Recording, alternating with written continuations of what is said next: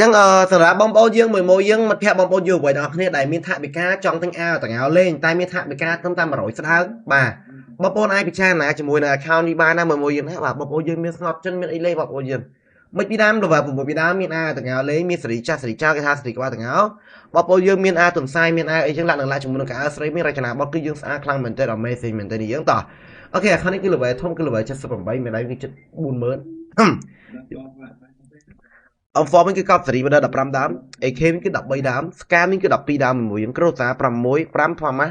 13ដើម X8 គឺកប់សេរី9 AN គឺ10 Plasma 6 AG 6 Parafal 4អូហូយស្អាតខ្លាំងមែនតើមួយណា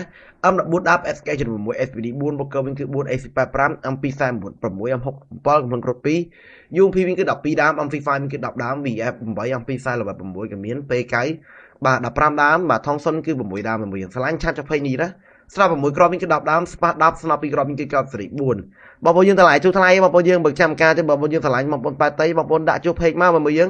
បាទអូហូយគ្រាប់3គឺ53តក40 M79 មានចំនួន5ចឹងមួយយើងដែលឆ្លាខោនេះបងប្អូនយើងអាច copy link ម្នាក់មួយអាចជួយ share ម្នាក់មួយខ្ញុំឆ្លាញ់អាវយើងជាវនឹងមួយយើងខ្ញុំឆ្លាញ់អាវហ្នឹងមែនតើនេះយើងអត់ដឹងមកទេនេះបាទកប់ខ្លាំងមែនតើនេះយើងនិយាយទៅគឺអត់ដឹងមិនអីតាំង FIFA ចេញអាវទាំងអស់ខ្ញុំអត់ឆ្លាញ់នេះមានអាវប៊ូយ៉ាមួយអាវហ្នឹងមួយខ្ញុំឆ្លាញ់គឺថាលយខ្លាំងហ្នឹងនេះយើង